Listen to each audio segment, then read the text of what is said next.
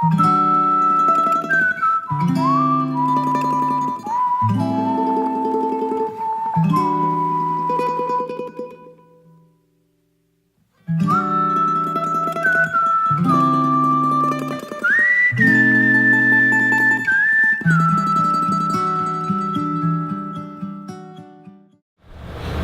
sou Cândida Vidal de Oliveira, integrante do Movimento do Cidadão Comum. Estou iniciando uma série de entrevistas a candidatos a vereadores e a prefeitos em todo o Brasil. Para iniciarmos, convidamos o professor Igor Monteiro para uma breve conversa sobre o envolvimento com o passado, presente e o futuro de Belo Horizonte. Para participar, sugerir ou criticar, acesse www.cidadãocomum.org.br. Professor, muito obrigada por nos receber aqui no seu local de trabalho. E começando os trabalhos, nós gostaríamos de saber quem é Igor Monteiro. Muito obrigado pela pergunta, Cândida. Deixo aqui meu abraço a todos os membros envolvidos, interessados na causa do MCC. Bom, eu sou professor universitário, advogo já há 10 anos, sou nascido e criado em Belo Horizonte, no bairro Havaí, que fica na região oeste. Tenho 34 anos, sou casado com a Jéssica, sou pai do João Vitor. E sou desde criança envolvido naturalmente com causas de interesse social, ligadas também à educação.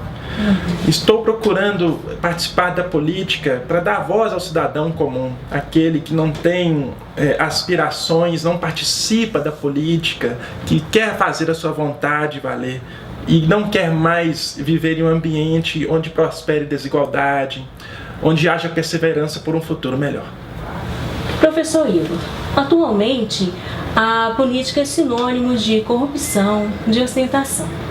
O que fez o professor querer entrar na política, querer engajar na política? Qual foi sua motivação? Muito bem, Cândida. Eu costumo responder da seguinte maneira. Essa vontade surgiu bem naturalmente. Não tem uma justificativa específica. Talvez por ter visto vários políticos fazerem e desfazerem com a coisa pública. Isso não é política, Cândida. Isso é outra coisa que eu prefiro não qualificar. Mas a verdade é que nós temos que buscar e incentivar as pessoas a invadir a política, a tomar o espaço público, porque o espaço público pertence às pessoas, pertence ao povo. Veja bem, nós temos que saber diferenciar a apropriação da política com o exercício da política. Eu tenho que respeitar a vontade do cidadão. Eu tenho que saber diferenciar o que é acesso do que é a posse. Muitos políticos se apossam da política para atender aos seus interesses e ao grupo que eles pertencem. Mas, na verdade, a verdadeira política é feita a partir do acesso, da oferta, da distribuição, seja para um todo, seja respeitando as necessidades de cada um. Essa sim é a verdadeira política. E é por isso que eu estou engajado, inserido, é por isso que eu quero ser vereador. Porque eu consigo perceber, a partir das mazelas da atuação do poder público, o que é que poderia ser feito de melhor. Nós vemos que, ultimamente, os grupos na política de Belo Horizonte não estão se renovando, estão, na verdade, sendo substituídos do mais pelo mesmo. Perceba que o perfil dos nossos políticos é praticamente o mesmo há décadas.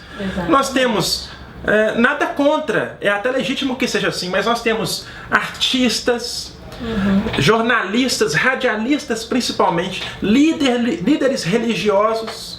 Velhos nomes, né? Eles podem ter uma legitimidade, uma aceitação, mas o que eles fez até hoje serviu para atender ao interesse do cidadão comum? Então, por ser assim como você, por querer essa transformação e por estar batalhando por isso há bastante tempo, é que eu quero me envolver. Veja, eu converso muito com a população. Todo mundo associa a política de maneira negativa. Ah, a corrupção que você disse em sua pergunta, e eu não vou fugir da sua pergunta, tá? Ah, a corrupção, só tem gente com mal intencionada, com má intenção. E aí, poxa, mas se tem você para dizer que na política há corruptos, e pessoas mal intencionadas, quer dizer que você pode fazer o bem e que você, sem saber, acredita na transformação verdadeira. Você quer fazer o bem, assim como eu. Eu acredito na verdadeira transformação. Mas ela depende da invasão da política pelas pessoas de bem, as pessoas bem intencionadas. Professor Igor Monteiro, durante o período das eleições, sabemos que muitos eleitores trocam seus votos para ter cesta básica, para ter um cargo político, um emprego. Como fugir dessa situação? Muito bem, Cândida. As pessoas têm que se lembrar, voto não tem preço. Voto possui consequências. Infelizmente, nós participamos de um contexto em que parece fazer parte da cultura brasileira o voto sem compromisso, o voto sem a consciência, o que é mais importante, e eu batalho por isso, eu me empenho diariamente para mostrar para as pessoas a importância do seu envolvimento, a importância do seu engajamento, não um envolvimento puro e simples, mas um envolvimento sólido, um envolvimento contextualizado. Vejamos, o que seria a consequência de um voto sem nenhum critério? O cidadão não se preocupa sequer em saber em quem ele votou. Pergunte aos seus amigos, seus familiares, se eles se lembram em quem votou nas últimas eleições. Isso é gravíssimo. Se eu não me recordo em quem eu votei, eu não tenho condições de cobrar do meu representante medidas que efetivamente produzam um bem para a comunidade. Essa é uma primeira consequência, nós temos várias outras. Mas eu posso te dizer também que o movimento cidadão comum oferece uma saída, uma válvula de escape para esse cenário que muita gente condena. Primeiro, por exemplo, o movimento cidadão comum defende a desprofissionalização da política. E o que isso significa? Todos que ali estão já possuem uma profissão e a exercem no cotidiano. Não devem abandoná-la ou não podem viver às custas do que vão receber quando for exercer o seu mandato no legislativo ou até mesmo no executivo. Outro detalhe importantíssimo: desmonetarização da política. O que isso significa? O salário que eu recebia antes, ele vai ser preservado. Se eu receber além do que eu já recebia naturalmente exercendo a minha profissão, eu tenho que abrir mão disso. Ou, evidentemente, que eu não posso também piorar a minha qualidade de vida. Mas, se eu receber além do que eu já tinha, do que eu já recebia para manter o meu padrão de vida e da minha família, eu vou destinar aquele excedente para os projetos sociais que eu abraço, para as causas que eu defendo, que são várias. E eu posso dizer, estão ligadas à educação, estão ligadas ao esporte, à cultura e ao desenvolvimento sustentável.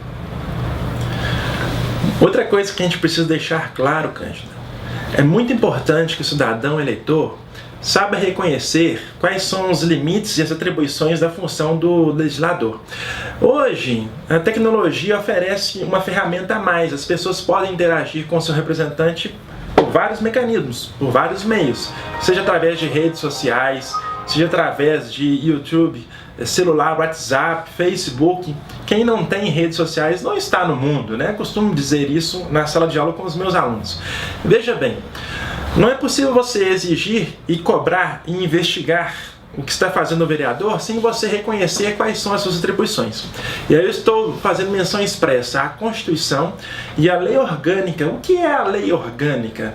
É uma espécie de mini-constituição que foi elaborada na década de 90 e que vale para conduzir os trabalhos na Câmara dos Vereadores. Quais são as competências básicas do vereador? O vereador legisla sobre saúde, legisla sobre educação, legisla sobre transporte, sobre assistência, legisla sobre meio ambiente, um tema que se encontra em evidência. Por isso, se o cidadão, o eleitor, sabe, reconhece, ele tem mais condições de exercer com consciência o seu dever de cidadão. E da mesma forma que, se o legislador reconhece que ele tem do lado de lá alguém capaz de fiscalizar a sua função, ele irá exercê-la com mais afinco. E disso eu não tenho dúvida. E aí a gente para com essa ideia de que legislador serve apenas para mudar nome de rua, para falar que asfaltou uma rua. Enfim, em final de quarto ano de mandato, é muito comum. Poxa, a prefeitura nunca esteve aqui, a Câmara dos Vereadores nunca apareceu, mas não falta verba para dizer que faz isso, que faz aquilo. Gasta-se rios de dinheiro com publicidade e atividade essencial do legislador. Ela está sendo verdadeiramente praticada, posta em prática?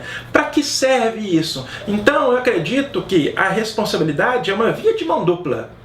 Há sim o dever do legislador para com o seu eleitorado, mas há também o dever do eleitorado reconhecer como que se exerce o trabalho do legislador e de que maneira isso vai acontecer. Não só através dos mecanismos que eu citei anteriormente, que são as redes sociais, mas também indo lá na Câmara dos Vereadores, bater na porta do gabinete e fazer as suas reivindicações. Há mecanismos muito modernos e tradicionalmente exercidos em Belo Horizonte, dos quais eu posso citar o orçamento participativo. Eu, como cidadão, já tentei participar do orçamento participativo. Desculpe-me repetir várias vezes a mesma palavra, caro telespectador.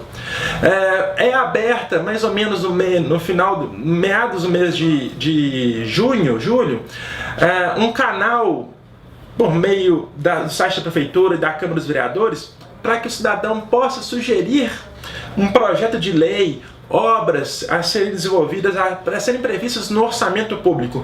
Legislador que não conhece, domina orçamento público, exerce com deficiência a sua função. O orçamento público de Belo Horizonte, para 2016, foi da ordem de 12 bilhões de reais. De que maneira essa verba será distribuída? Não só através do que está previsto em lei, com as despesas e receitas em empenhos correntes e de capital, mas também, como eu disse e gostaria de abordar enfaticamente nessa entrevista, os mecanismos que atraem a participação popular. Então eu ofereci uma sugestão.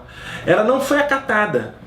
Mas eu recebi o comunicado. Das 50 ordens que foram avaliadas pela Câmara dos Vereadores, 30 delas estavam em uma única região em Belo Horizonte.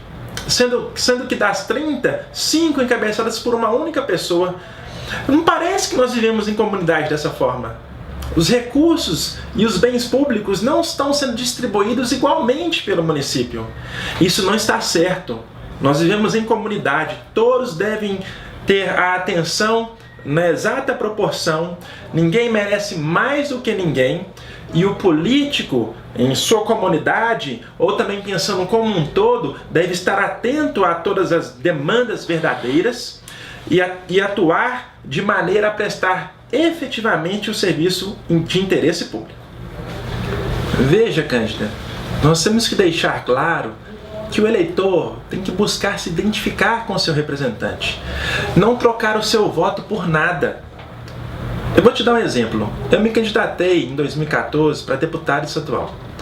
E eu tinha como um dos meus grandes objetivos provar que era possível ter uma votação expressiva sem me envolver em nenhum circo e sem ter que gastar muito. E consegui. Do meu bolso não saíram mais do que R$5.000. Isso com gastos com santinho e com transporte. Eu consegui nada menos do que 3.516 votos. Isso me deixou muito feliz. Eu sei que pode parecer pouco, mas eu consegui levar a minha mensagem para boa parte da população. E esses votos eu fiz de tudo para preservar. Principalmente na comunidade, no bairro onde eu nasci e cresci, que se chama Bairro Havaí. Eu mantenho e administro e compartilho essa comunidade com mais de 800 pessoas que respiram os problemas do bairro, que dividem as nossas mazelas, as nossas dificuldades e que estão reconhecendo há um bom tempo o quanto é difícil reconhecer, obter, na verdade, uma representação que atenda aos seus anseios. Eu vou citar como exemplo uma demanda. Posso citar mais, mas vamos focar em uma demanda. Surgiu a necessidade de se olhar por um cruzamento no bairro onde estavam acontecendo muitos acidentes. Cruzamento entre as ruas Zínia e Maria Beatriz. que dão a ruazinha, sai do Havaí e vai em direção ao bairro Marajó, onde existe a famosa pinguela do bairro Havaí.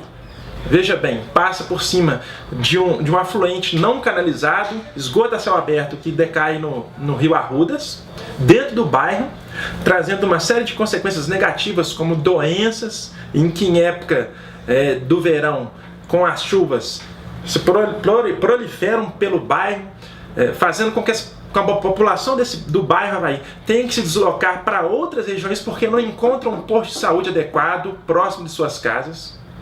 Eu insisto, parece que morar em determinados bairros em Belo Horizonte custa muito mais caro do que morar em outros. Isso está errado. Então eu enviei ofício para a BH Trans, reclamei no jornal, fui ao rádio e envolvi a população. E que resposta eu obtive? Nenhuma. Nenhuma que fosse satisfatória, porque na verdade, depois que eu fiz uma reclamação em um jornal de grande circulação, aí sim a BH Trans ofereceu uma resposta, mas bem genérica, dizendo que na via que tem uma inclinação superior a 6 graus, a gente não pode fazer nenhuma contenção que cria um obstáculo para o tráfego. Como não? Tá pensando que eu queria quebrar mola? Era lombada? Aí cadê o semáforo? Cadê o radar? E outros mecanismos que a gente sabe que existem, que pode despertar a atenção. Aí ela disse assim, não, mas na verdade são os usuários que têm que ter um cuidado redobrado com as condições da via. Pera aí, nós não estamos falando então em um órgão público que presta devida atenção às necessidades da sua comunidade, pois essa pessoa não serve para estar organizando um órgão de tamanha relevância como é a BH Trans, fruto de um descaso histórico na nossa cidade. Então, se tem apenas um exemplo, poderia citar outros. Vamos ficar aqui na questão da saúde? Em muitos bairros é preciso se deslocar por quilômetros. Se você não tem recurso, você vai a pé, a vida sofrida, você falta ao seu trabalho, seu filho está matando aula, precisa da sua atenção, você pede remuneração, então custa mais. E aí, quem vai suprir essa despesa? Nós temos que organizar melhor vários serviços na nossa cidade. Para isso, quem oferece a você a possibilidade de criar uma transformação verdadeira tem que mostrar como é que vai ser feito. Se existe condições, não é função do vereador prometer obra. Olha, fuja, cara eleitor e cara eleitora, daquele candidato que está prometendo a vereador que vai fazer uma obra no seu bairro. Não é atribuição do vereador fazer isso. O vereador legisla e o vereador principalmente fiscaliza as funções do prefeito. Então eu não legislo para criar ponte, eu não legislo para asfaltar a rua, como alguns estão espalhando através de jornaizinhos, às custas do recurso público. Diga-se de passagem, procurem saber, em Belo Horizonte hoje, existem mecanismos que vão dizer como que as verbas a serviço do vereador devem ser empregadas. Houve, inclusive, recentemente, uma discussão de bastante importância em torno dessa matéria. Aí ficou decidido que todas as verbas à disposição seriam gastas por meio de licitação. Pois bem, vereadores que esgotavam toda a verba pública hoje estão gastando verba pública para mostrar que não estão gastando tanta verba assim. Eles estão gastando. Olha a contradição dessa situação. Então, eu deixo claro, voto não tem preço, voto tem consequência. E eu estou em busca do cidadão que exerça o seu direito de voto, o seu dever de cidadão, com a máxima consciência possível. É para esse cidadão que nós devemos legislar, para o cidadão comum que está cansado de desmandos, que está cansado de políticos que atuem buscando atender aos seus interesses, se apropriando da coisa pública como se fosse um bem particular, como se fosse literalmente uma propriedade privada. É o chamado patrimonialismo. Ou seja, eu a partir de agora me torno senhor da coisa e vou administrar atendendo aos meus interesses e aos interesses daqueles que estão ao meu lado. Professor Igor Monteiro, o que você acha do cenário político dos candidatos à Prefeitura de Belo Horizonte? Enfim, para fechar a pergunta, Cândida, eu não posso deixar de fazer uma análise dando a minha opinião sobre as pré-candidaturas já consolidadas para o cargo de prefeito aqui em Belo Horizonte. Nós temos o deputado João Leite, pré-candidato pelo PSDB. Nós temos o Alexandre Calil, pré-candidato pelo PHS. Nós temos o Luiz Tibé, deputado federal, pré-candidato pelo PTdoB. Nós temos o Sargento Rodrigues, deputado estadual, pré-candidato pelo PDT 12. E nós temos também o Paulo Brant, pré-candidato indicado pelo Márcio Lacerda, que pertence ao PSB e não tem nenhuma experiência política. Vamos fechar nesses 5. Bom, minha análise é bem ampla. Deputados normalmente buscam uma candidatura pensando na sua própria reeleição 2 anos depois. Tá? E, estatisticamente falando, há um dado. Cerca de 7% desses deputados conseguem de fato ser eleitos para o cargo de prefeito. Mas, no entanto, mais de 80% deles conseguem ser reeleitos 2 anos depois para o cargo onde eles já se encontram. Tá? Esse dado é impressionante, né? Essa estatística é amplamente divulgada. Eu convoco todos para fazerem essa análise através dos sites de pesquisa. Bom, o candidato do PSDB, deputado estadual João Leite, já foi candidato em 2 outras oportunidades, já está na dianteira nas pesquisas de intenção de voto, ali tem mais de 20%. Ele é famoso por sair bem, mas não chegar tão bem assim, não é à toa que já perdeu 2 disputas. Ele não deixa de representar um pouco mais do continuismo, já que Márcio Lacerda cria, com o perdão da palavra, de Aécio Neves e de Pimentel 8 anos atrás. Bom, Alexandre Calil é uma figura caricata, tentou se candidatar, tentou se eleger, na verdade, deputado federal em 2014, abandonou a disputa logo no início, logo depois que o governador do Pernambuco, que era candidato pelo PSB, Eduardo Campos, sofreu aquele acidente que culminou em sua morte, né? Então, o Calil disse que tinha nascido para ser presidente do Atlético e não para ser deputado. E mudou de ideia, tem todo o direito, né? Sargento Rodrigues, também deputado estadual, que vai sair candidato pelo PDT, que é o meu partido 12, numa coligação feita com o PTB.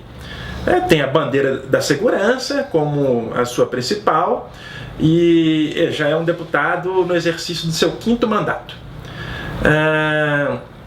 Luiz Tibé já foi vereador e é deputado federal no exercício do 2º mandato, que é um deputado que é candidato pelo PTdoB. Talvez seja aquele que tenha articulado melhor uma aliança no nível da Câmara dos Vereadores. E aí eu chamo a atenção de todos para verem como que se construiu, ou como que se construíram as alianças que envolvem tanto os candidatos do Executivo quanto os candidatos do Legislativo. Ponto número 1. A atenção que esses pré-candidatos têm com o tempo que vão ter para sua campanha em rádio e televisão. Isso tem a ver com o número de deputados federais que o partido possui no momento da disputa. Então, as alianças são feitas, em primeiro lugar, observando qual o tempo que nós vamos ter unindo aquelas diferentes siglas. Ponto número 2, e que também é bastante importante. Não há obrigação, pessoal, de uma vinculação hierárquica. O que eu estou querendo dizer com isso? Eu posso ter partidos completamente opostos em sua ideologia e seu conteúdo programático, lançando candidatos coligados em uma mesma chapa no município e não tê-los também, da mesma forma, no âmbito dos estados e no âmbito da União. Então já vimos em Minas Gerais o fenômeno do Lulécio, ou da Dilmazia, PT e PSDB, que sabidamente possuem ideologias e conteúdos programáticos opostos, mas lançarem o mesmo candidato. Isso aconteceu com o Márcio Lacerda, que foi apadrinhado pelo Pimentel e pelo Aécio 2 eleições passadas, e o próprio Márcio Lacerda se viu em meio ao apoio a Dilma e ao Aécio. Ele só optou pelo apoio ao Aécio em 2014, no segundo turno das eleições. Então é um segundo ponto que eu gostaria de observar. E terceiro, as coligações, me chama muita atenção as coligações na chamada proporcional. Proporcional é a eleição para os cargos como vereador, que nem sempre aquele que é mais votado consegue assumir a vaga. Isso tem a ver com o chamado coeficiente eleitoral. Uma conta simples, pessoal. Como é que a gente chega nesse coeficiente eleitoral? A gente pega o número de votos válidos em um determinado município, que são aqueles votos que excluem as abstenções, pessoas que não compareceram para votar, votos brancos e votos nulos. Exemplo, 1.200.000 eleitores. Só 800.000 votaram de fato, porque os outros 400 ou não foram, ou votaram branco ou nulo. Nós pegamos esses 800.000 e dividimos pelo número de cadeiras ofertadas, ou em disputa, melhor palavra, na Câmara. Então vamos arredondar. 800.000 por 40. São 20.000 votos que cada vaga precisa. Um candidato sozinho dificilmente vai conseguir 20.000 votos. Aí a sua chapa possui 60 candidatos. Cada um vai contribuir com uma votação. O candidato A teve 10 votos, o candidato B teve 500. O somatório geral, o partido teve 25.000 votos, ou a coligação. Se ele precisa de 20.000, fez 25, opa, tem uma cadeira. Para quem vai essa cadeira? Para o candidato mais bem votado. As coligações são feitas, e são várias as justificativas. Eu chamo a atenção mais uma vez, nem sempre elas são feitas com base em compromissos de ideologia e de conteúdo programático. Muitas das vezes são feitas para eleger determinado candidato. Por isso, eleitor, preste muita atenção na coligação do candidato que você está escolhendo, no candidato que você está votando. Nem sempre o seu ideal será representado por esse candidato, porque ele firmou o compromisso com outro partido. E se esse partido com o qual o candidato que ele votou, que você, eleitor, votou, firmou compromisso com o candidato daquele partido que foi vitorioso e que possui um compromisso ideológico completamente distinto. O seu comportamento é pró-social e aquele prefeito é pró-individualismo, pró-empresariado. Como fica essa questão? É importante que você saiba analisar e tome a melhor decisão na hora de escolher o seu representante. Por isso o cenário está aberto em Belo Horizonte, as pesquisas indicam de certa forma, a dianteira do deputado João Leite, mas muito provavelmente, depois de 15, 20 dias de campanha, nós teremos um cenário completamente diferente. Historicamente, o candidato da situação, ou seja, o candidato indicado pelo prefeito que está exercendo o mandato, ele consegue reverter as pesquisas de intenção de voto e assume a postura dianteira. Por quê? Porque há interesses por trás dessa candidatura, seja do continuismo, seja porque há um compromisso que amarrou toda a estrutura pública já existente e que favoreça aquele candidato. Eu assumo um compromisso desde já. Uma das minhas ideias é acabar com o empreguismo público. Cargos de confiança também têm que ser limitados. Eu assumo outro compromisso. Eu não quero ser vereador, não quero ser político eternamente. Eu estarei de passagem porque acredito na renovação. Acredito que as ideias devem ter a oportunidade de participar como representantes. Por isso coloco o meu nome e também vou oferecer para que outras pessoas assumam um lugar que não é meu, pertence ao povo e que é exercido em caráter transitório. Assumo diversos compromissos que não têm a ver com isso que nós estamos acompanhando na política do dia a dia. Tenho uma figura ilibada, meu nome é limpo, não me envolvo com questões que prejudicam o cidadão, advogo em questões de interesse social, advogo bastante em questões ligadas à educação, luto principalmente para que a educação seja ampla e ofertada de maneira universal, diferente do que nós vemos em Belo Horizonte. Dou um exemplo para você, caro eleitor e cara eleitora. Vamos falar da UMEI, um projeto muito bonito, amplamente divulgado, objeto de publicidade vasta na prefeitura. Gasta-se uma fortuna com isso, dá vontade de morar dentro da propaganda, com o devido respeito. Nós temos atualmente 130 UMEIs, Cândida, na cidade de Belo Horizonte. Por incrível que pareça, determinados bairros têm o dobro de UMEIs, unidades municipais de educação infantil, de que outros bairros. Qual é a justificativa para isso? Vamos legislar para criar critérios que criem condições para que a distribuição de vagas no ensino público seja feita da maneira mais ampla, universal e igualitária possível. É por isso que pretendo ser legislador, Cândida. Eu não quero ser mais um. Aliás, não sou mais um. Professor Igor Monteiro, ele não é mais um. Vote 12221. Obrigado. Agora vamos para o nosso Pinga Fogo. Perguntas rápidas e respostas instantâneas. Professor Igor Monteiro, qual é o seu grande sonho? Poder transformar a cidade e construir um futuro melhor para os meus filhos e para a minha família. Cor preferida? Azul. O que você ama? Tocar acordeon. O que você odeia? Atraso. Seu modelo de homem? Meu pai. Seu modelo de mulher? Naturalmente, minha mãe. Montanha ou praia? Montanha, com certeza. Qual o seu herói ou heroína preferida? Dos quadrinhos? Pode ser. Meu super-homem, talvez? Um lugar que você sonha conhecer? São tantos lugares, mas sem dúvida Berlim, por ser um modelo de desenvolvimento urbano que eu sonho em conhecer. Foi um prazer estar aqui com você, professor Igor Monteiro, e até a próxima, pessoal, com mais uma entrevista de candidato a vereador por Belo Horizonte ou em todo o Brasil.